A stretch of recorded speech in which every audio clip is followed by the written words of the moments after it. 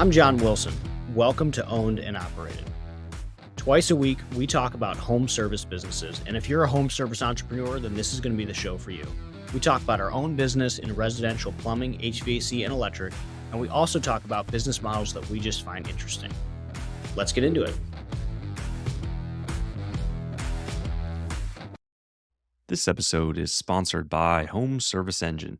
So this is a company that I would highly recommend if you are thinking about getting onto Service Titan, or if you're like me and you have to rebuild your Service Titan every few months because you set it up incorrectly. So this is my go-to team for any Service Titan needs, and I really wish I had them from the start.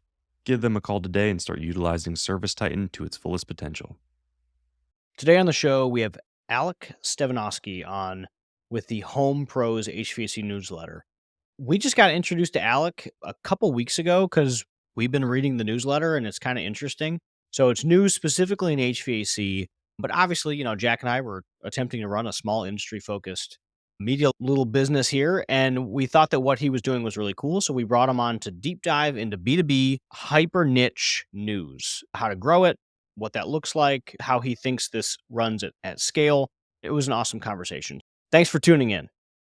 Welcome back to Owned and Operated. Today, I have Alec Stevanovski on with us from Home Pros, which is an HVAC business-focused newsletter.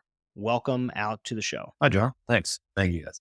Yeah, we're pumped to have you here. This is going to be interesting for Jack and I because, one, it's obviously a little outside of like building a service business, but it's a totally new business that we've never covered this type of business before.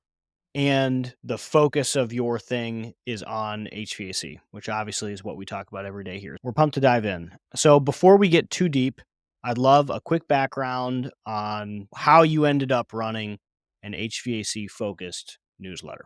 First of all, so thanks to both of you guys for having me on. I follow you guys online and have been for a little bit, so definitely appreciate it. We're famous on the internet, Jack. Finally, and for a good reason. Yeah, if it works, I'll give you kind of a little personal rundown and I'll just segue it into what I'm doing. So I was born in Michigan, came down. I'm in Charlotte, North Carolina now. And so I've been here for this August, it'll be 16 years. And I went to school around here, went to UNC Charlotte. My interests actually have always lied in technology and startup companies and like venture capital and that whole world. So when I got out of college, I ended up at a startup company that was in Charlotte called Payzer.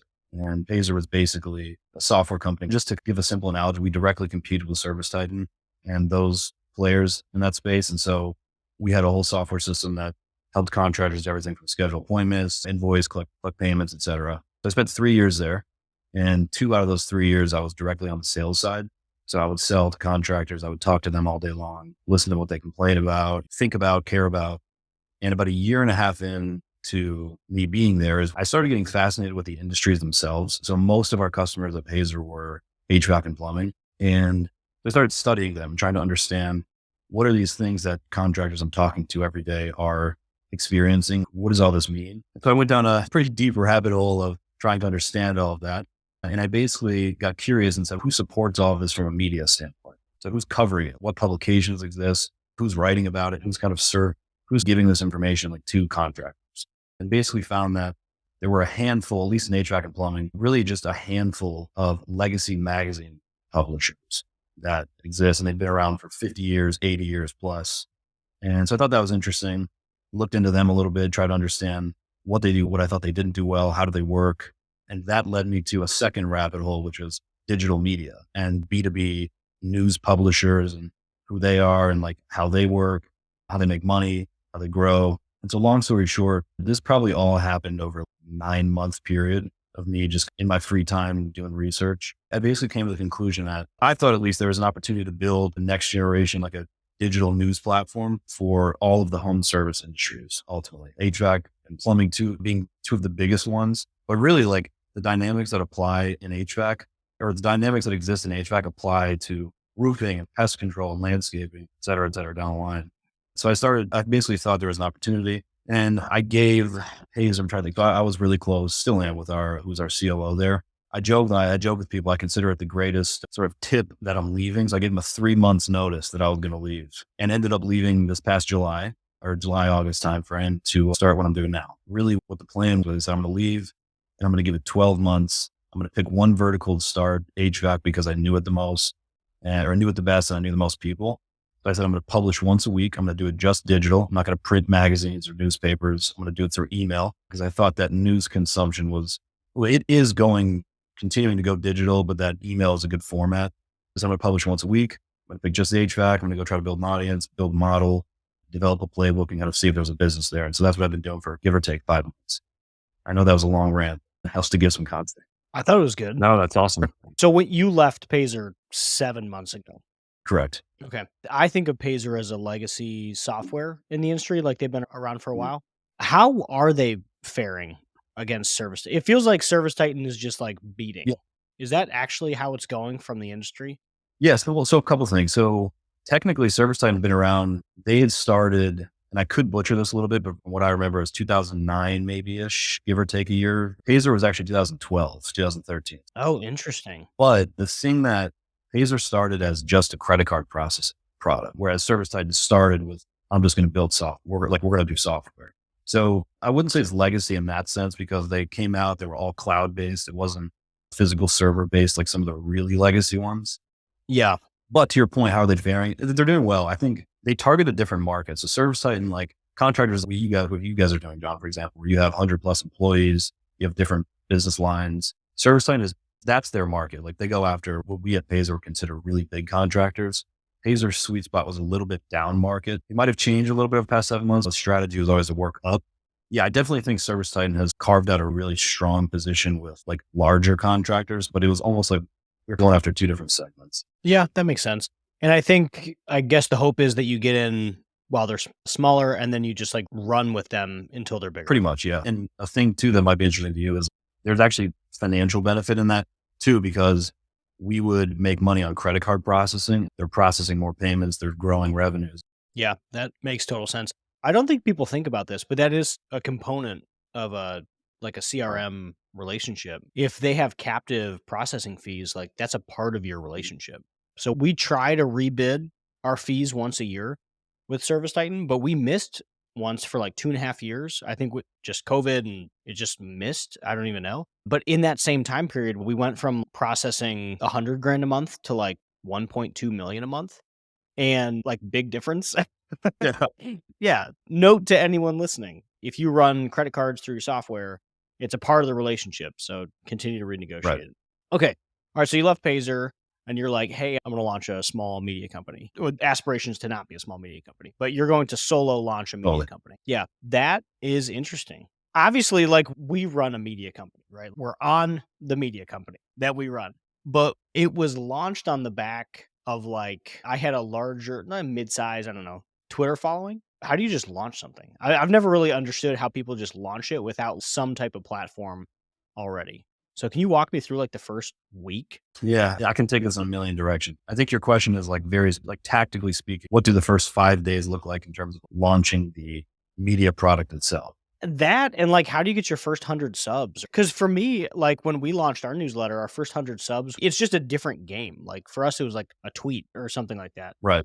Yeah. So a couple of things. I think the first thing or one of the reasons I wanted to start with HVAC because I knew people. So I had a handful, I had probably tens of contractors in my phone, like personal contacts that I had become friends with, or they were like a customer that I signed up. So one of the first things I did was I literally just went on my contacts and I would filter out because I tried to be smart a year ago when I started thinking about this and I started tagging all my new contacts with HVAC so I could go in and search. So what I did was I just pulled up everybody my contacts that was a contractor. And I just texted them or I called them and said, look, here's what I'm doing. I'd love to get your interest in subscribing to it. I'm not going to start it yet. Basically an email you get every Tuesday morning.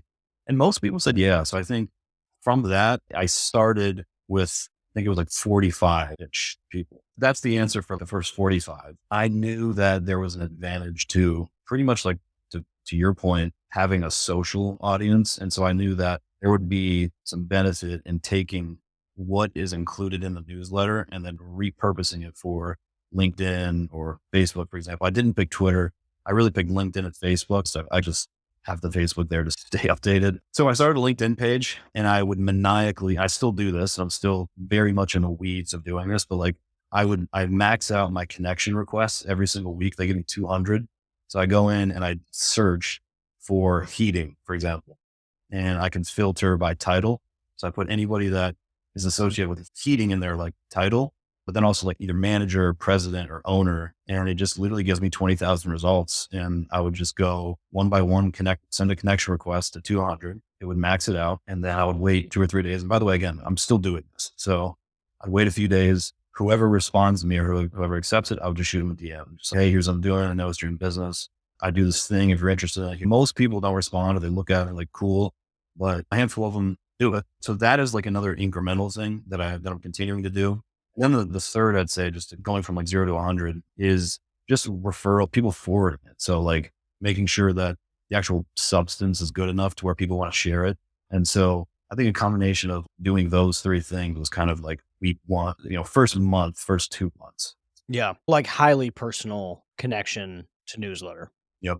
Yeah. And so, with that, the most important thing with a media company, and one of the hardest things, in my opinion, I've tried this multiple times in multiple different ways, is going from the audience to monetization.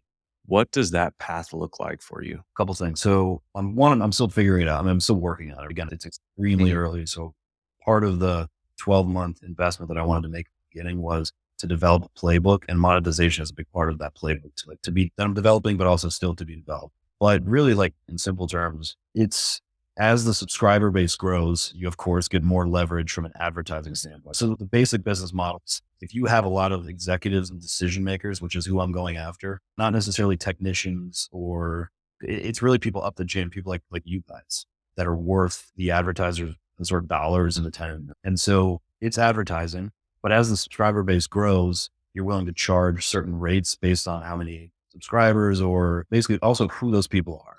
And so one thing that I like about B2B media is that you don't have to have a million readers. If I wanted to launch like a consumer media company where I was like trying to compete with, I don't know, like Axios, or maybe you could argue they're B2B, just like any consumer, like general news media, the rates are much lower and you need a higher volume. So the thing about B2B that makes it special is like you could go out and get 50,000 HVAC like owners and operations managers and service managers and charge literally 5 times more per certain unit that you can sell these on. And so that's the beauty of it. But the simple answer is like the path is grow a subscriber base and start developing a network or a network of partners who are companies in the space that specifically want to target contractors, and then go sell them placements in the newsletter. That's kind of like B1. Again, the revenue model can expand and we can get into that. Like the basics is that. Okay. What do you think the minimum subscriber count is to start churning on that?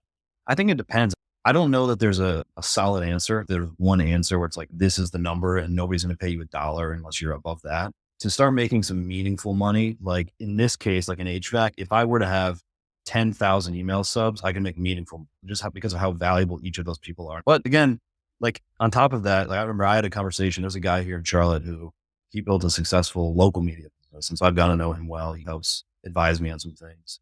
I remember I was having a conversation with him. Just, hey, what should I do? I don't really know what to do. My hands got kind of thing. And he's like, dude, you should go out and start talking to some of these partners before you have a single subscriber and just launch with one, or just go do it anyway.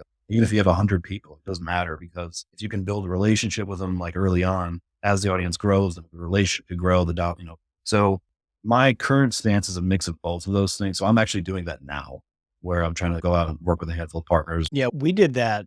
This is like 2.5 years ago now, but like we were starting to launch the podcast early 2021 or mid 2021. And I was like, yeah, we should just try to launch with a sponsor already. I think we did, but it was, obviously the audience was not zero. Podcast is like different too, where it's just a weird medium. It's hard to grow, but it's really dense. If someone listens, they tend to listen because they have to like me and they have to like Right. Jack, which is complicated versus like reading something. And I don't know that I'm that likable, but yeah. Okay. You leave Payzer, you launch it. Do you think eventually Payzer could be a partner? Yes. The companies who are going to be advertisers are software companies. So the Pazers of the world and Service Titan of the world, et cetera. Equipment companies, suppliers, training, development, coaching organizations. There are general small business / like financial services companies. So that think Amex is even into Carhartt and tool companies. There's a pretty diverse set of potential advertisers, even in home search. I'm thinking through all of the different people that sponsor like the legacy magazines that you referenced. Yeah, it's in the plumbing one, it's like Spartan for the drain machines, or I'm sure Service Titan is in there. I'm sure Pazer's in there. Who tends to pay the highest? Do you have like a hit on that yet? Is it the tech companies? Like who has the highest value? That's actually a good question. So I don't have an answer. I don't know, but like what I do know a little bit about though is that it's the conversations with huge manufacturers, for example, like the Carriers, Lennox's, Trans of the world. They just have so much more money compared to even these software companies that like that's something that I'm thinking about. Yeah, that makes sense. I hadn't even thought of them as like a potential partner. Yeah, they would be a great partner too. One, huge budgets, but also two, they're all fighting to grab owners. That's their key is they can grab owners, they lock those in and they're selling 1 million, 2 million in units a year. If you like what we talk about on our social media, on Twitter, on this podcast, then you should be signed up for our newsletter. Go to ownedandoperated.com, where every Friday we break down our business, we break down insights, things we're learning, things we're working on, and it's good stuff. Check it out, ownedandoperated.com. So monetization. All right. So you've been doing this for the past 6, 7 months. I asked about the first week or two. What's it been like after that? Like, how's the snowball been? How are you getting new content? Mhm.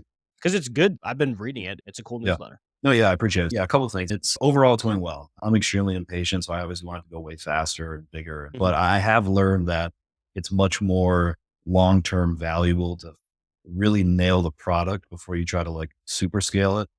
Because just having a really concrete idea of, for example, people like you, like guys like yourself, when it comes to HVAC, what do you really care about? What do you want to learn about? What are the knowledge gaps or what information is critical and really important to you guys that you're either not getting or you're getting and it kind of could be better. And so just like really improving the product right now is a huge focus. So that's something that I do a lot. But of course, the more subscribers you have, the more data you get. So it kind of goes hand in hand.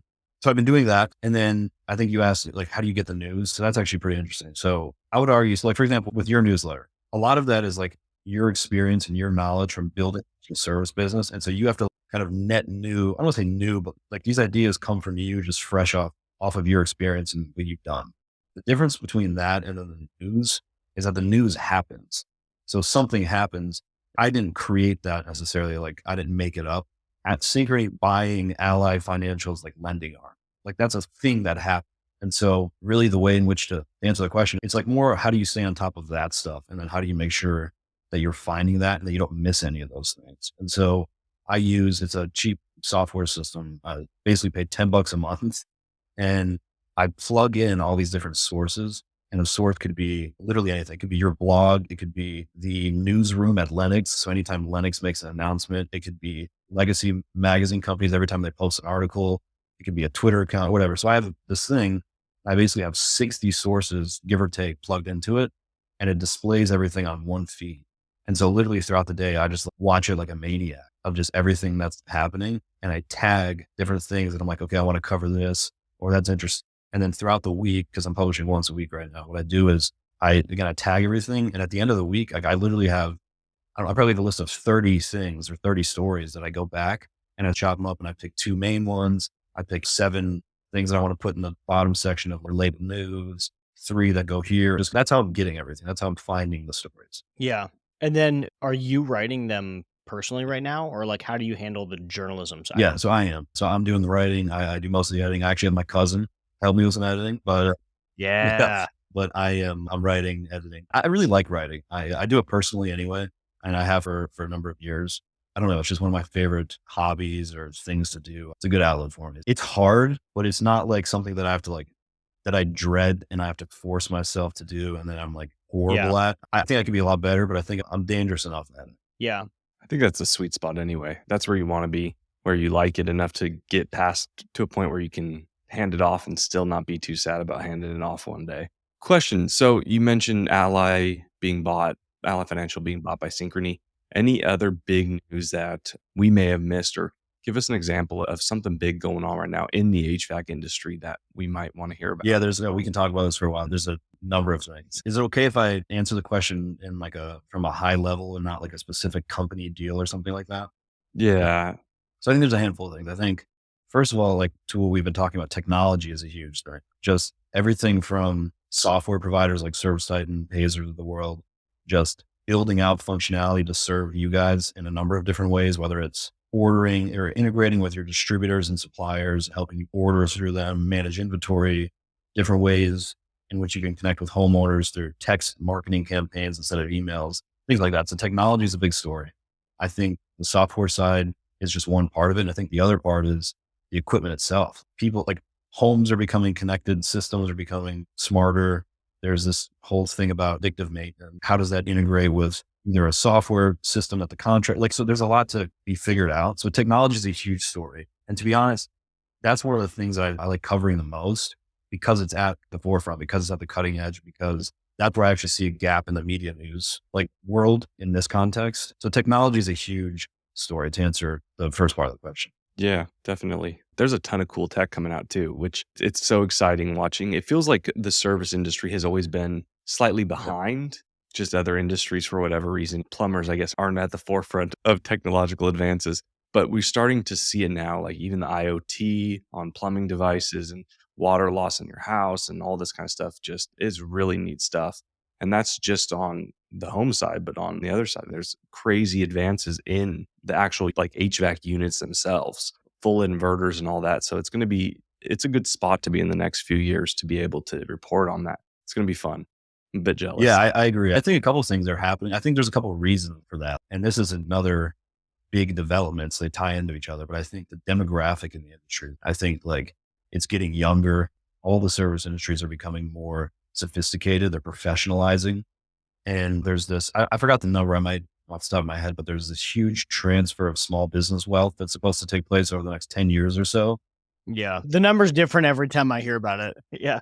$10 trillion. Obviously, not all of that is home services. That counts restaurants, barbershops, et cetera. There is a chunk of that is home services, that is HVAC and plumbing and roofing. And so I think the demographics shifting and those people are more technologically savvy. I also think there's also almost a need for it now just because consumers on the other hand, and from a commercial standpoint, you'd say property managers, people that you interface with on the commercial side, like the expectations are changing. Like people, you and I, us three, like we go out, I want to go somewhere, we take an Uber.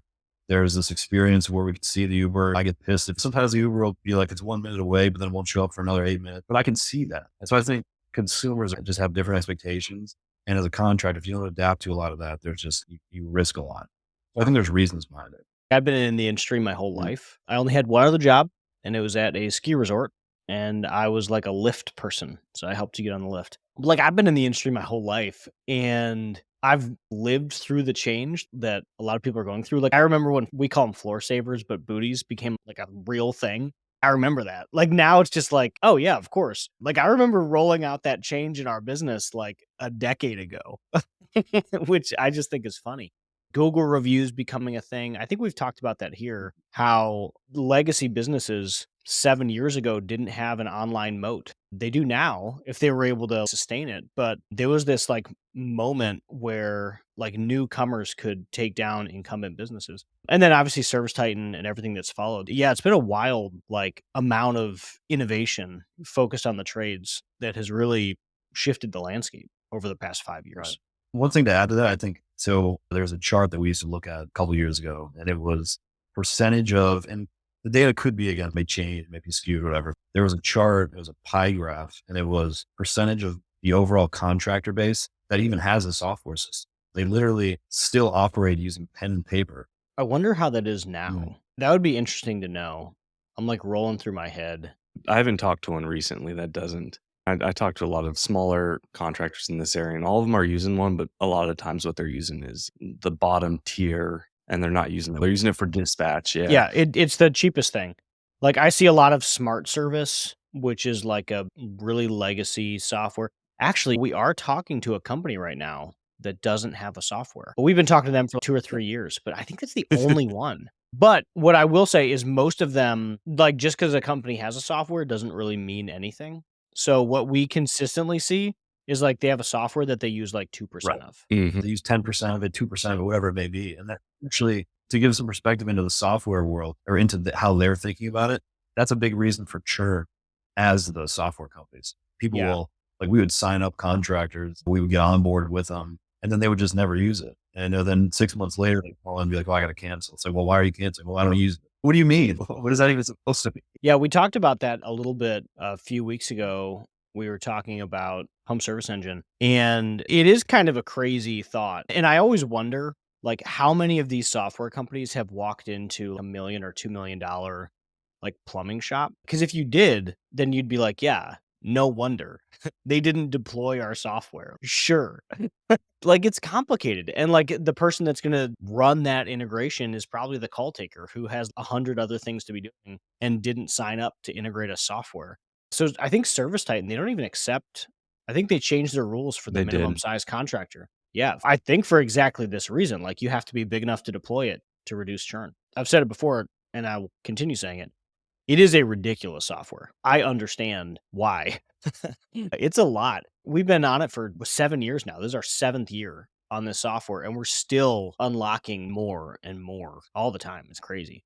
We feel like we use a lot of it, but yeah, it's a lot to expect to these contractors to deploy it. So I understand how it is, but all that to say, we deal with a bunch of contractors that or like we've bought them in the past where, yes, I'm on Service Titan or what are the other ones? The House Call Pro. They're all on something, but like they still use paper invoices and they're not doing anything. So we've dealt with some where they're on Service Titan purely for the schedule. And then they have paper invoices. They're not running credit cards through Service Titan. Like they have a different processor. They're not running phones through there. They have a different thing. Yeah, it's kind of wild. So I wonder if that's more of the data of do they not have a software or are they still pen and paper? Because those are two different things where I have walked into plenty of companies that have software but are still pen and paper.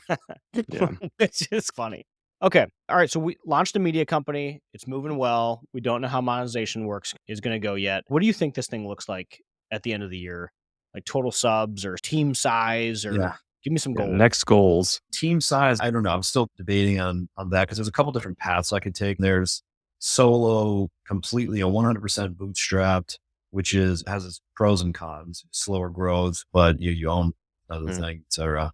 And the other path is get it to a certain point where I can build it to where there's enough evidence and validation for the market and quote unquote, to use a fancy tech term, product market fit of there's a need, there's a demand, they actually want it, people care about it, they're engaging with it. I've gotten X amount of feedback, X partners are interested, et cetera. And then I take that as almost like a business case, and then I go maybe raise a little bit of money to then go build a small team and to work to build it profitably from there. I don't see this. A lot of venture capitalists would never touch a media company. They're looking for exponential return software type companies. And so I wouldn't even want to go down that route just because then you have so many hands in the pot and you have different people that have different motives and time work. I don't know. So I'm not really interested in that.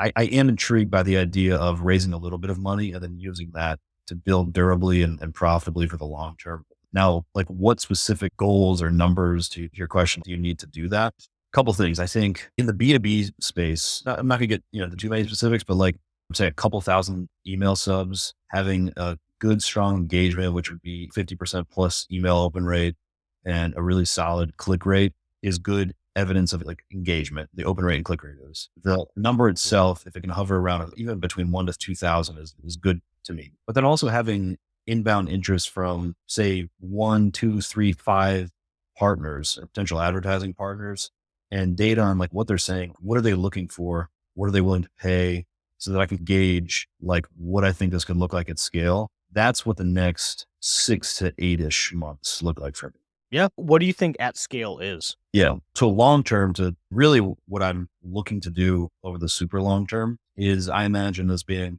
it's a multi-revenue stream business. And really like right now, what I mean by that would be you'd have an advertising stream of revenue. So that would be companies like Pazer, ServiceSite, and all the other ones we mentioned, sponsoring newsletters. There's placements in there. They have native brand marketing sort of messages, links to different things, whatever. It's advertising. And then it's Yeah. the media companies are positioned well to host events where I imagine there's opportunity. I've thought about it a little bit, but because I'm just focused on doing what I'm doing now, but like that would mean high-end summit/conferences where you bring in these executives and you have different panel sessions and you can sell tickets and sponsorships. So events is the second. And then the third that you could add in there would eventually be subscriptions. So that would be either contractors paying for some sort of data subscription so that they can see different things in their region for like, so you'd be able to look in your region and say, here's how much contractor X is paying their technicians. I don't know, just things like that. And then also suppliers. an Yeah. opportunity to sell data to suppliers. So it's really a long-term at scale. I think is a three-legged stool. It's you have an advertising business, an events business, and then a subscription business. And I would like to have that stool in 10 to 15 home service industries, horizontally aligned. All that stuff running in HVAC, plumbing, electrical, roofing, pest, landscaping, pool, etc. And that's what I think it looked like at scale. Yeah. That's interesting. Yeah. Have you ever considered? So, one of the monetization pathways that I love for media companies that's I think is underutilized and not talked about very much, which I would absolutely love in this industry, would be a job board. Oh my goodness. Yeah. So, you're in HVAC, you have 10,000 owners, right? Now you have a job board because a lot of times these are young guys, they're in their 20s or 30s, they're looking to make a big jump, some big money. Man, that would be wonderful. One of them that we used to use in the wine industry was called winejobs.com. You don't go to Indeed for a winery job in Napa, you go to Wine Jobs.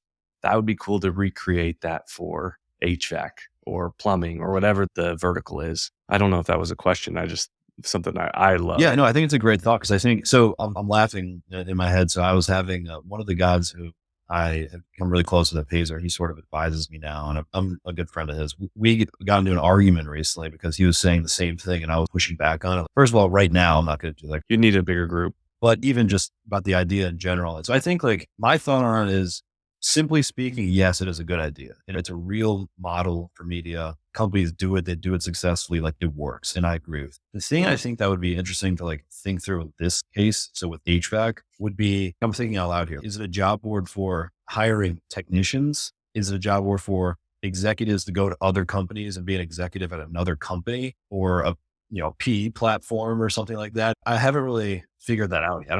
That's up to Yeah, you. right. I agree. The way I was thinking about it, though, is that when I look at them job boards, I find that they're highly successful with the lower tier jobs, like entry level, mid range, and then you can filter in some higher level. But the higher level ones, they tend to, I mean, John has a recruiter on staff. So if he's going for a high end job, he's using his recruiter to go out there and like headhunt versus techs. I mean, just put on a job board. I'd pay 15, $20 to put on a job board, and in the hopes that I could get somebody that was interested in moving to Nashville. They're a HVAC tech, skilled, 6 years in Oklahoma, I don't care, and then get here and they're working. That's how I view it. I think that when you go too high, the headhunters have that kind of taken over. Yeah, no, that's a good point. Yeah, I think of Peter Skew. Do you guys follow him? The Onion, like VidaliaOnions.com or Yeah. whatever. Yeah, he has a what do they call that? A domainer, where you like buy a domain and it'll just be like a random domain, and then you build a business depending on whatever that domain was. So he happened to buy one called like Ranchworks or something like that, and he turned it into a job board for ranching jobs. And Can we do this? I guess it's been successful. Yeah, recruitment in the trades is interesting. See, the problem is in the trades, it's a problem that a lot of people are trying to solve, and there's a dumb amount of money behind it. I don't think anybody was trying to solve that in ranch. Like nobody was like, yeah, let's go get a ranching job. But like a lot of people, VC backed, are attempting to solve like trade shortage problem because there's so much money to whoever cracks the Right. code. Like we get pitched it pretty often of, hey, we're a venture backed, whatever. Here's how we think we can drive new talent to your organization. So maybe it's we've got a school or we've got a training program or we figured out how to make trades sexy or like whatever it is, but we get a pitch a month on it basically. So there's a lot of money focused. So you'd have to get really niche.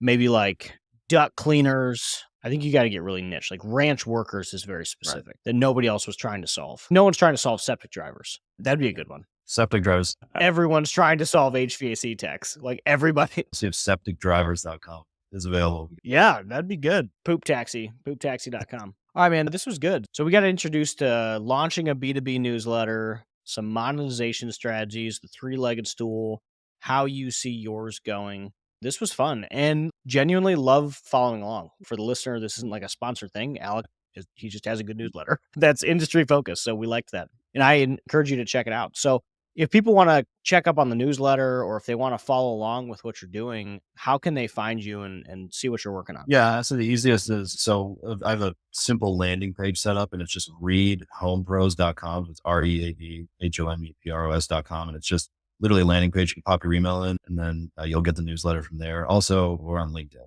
So you just type in Home Pros, little black logo, follow us there. Yeah, I had not even thought about LinkedIn for customer acquisition. I honestly try not to think about LinkedIn at all. I also try to avoid LinkedIn I at all costs. really try to avoid it at all costs. But That's just I know it's a good driver. the thing that's for me, it's nice is it's so much easier than Twitter, for example, to filter people because the whole thing is whole Yeah. profile is built around what's your job title and what company do you work at. For me, it's okay. Yeah. Contains X, title contains owner. yeah, I've also heard it's ridiculously easy to become a LinkedIn like influencer or whatever because the content over there is literally so terrible that it's very easy to stand out.